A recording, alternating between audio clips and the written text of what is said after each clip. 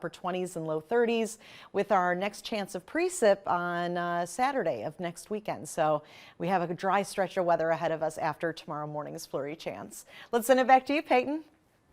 Well, with the housing market often fluctuating, it can be hard to know exactly where it stands at any given time. Truly. Yeah, right. Which is why I'm here with Danelle. You guys know him, to tell us a little bit more. You know, Danelle, last time that we were talking, those interest rates were at around 8%. Yes, they were. And thank you again for having me this morning, Peyton. Yes, we love having you on. Yes, we were at 8%, but what I saw ending last week coming into this week or ending the year was a 5.5%, which is FHA or Federal Housing Administration or FHA loan or conventional loans, which were at 6.6. Again, far less than the 7s and the 8% we've been seeing. Which that's just a couple months. That's a big difference. Yes, it is. And with holiday season coming around, I think it helps and buyers are starting to look and getting more hungry.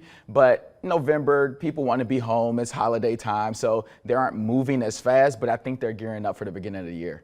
Yeah, it's beginning of the year. And speaking Yes. of that, I know a lot of people are getting their finances in order, right? Oh, yes. With the start. What is your recommendation for potential buyers coming into this new year? So my recommendation is definitely start to talk to your lender or realtor. Hopefully it's me, but talk to your realtor and make sure that you understand the path to take. So you want to get your savings account. You want to make sure that if you have any debt that you get it squared away, and actually get your credit pulled by your lender because it will tell you any hidden defects that you may have on your profile.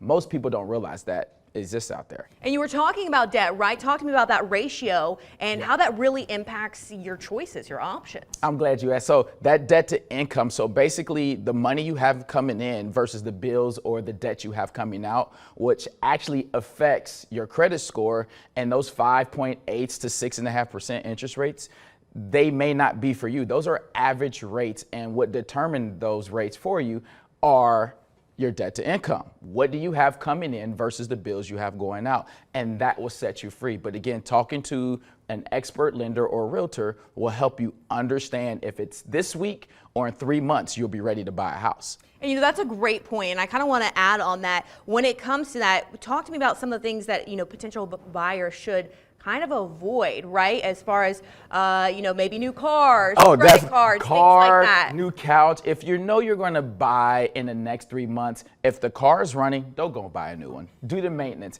If the couch has a hole, sit on the other side. No, just joking.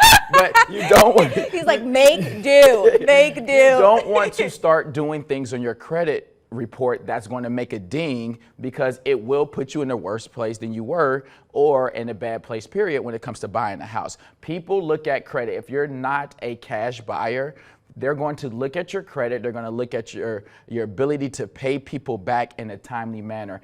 Cars, jewelry, any major purchase, please do not do it till after you close.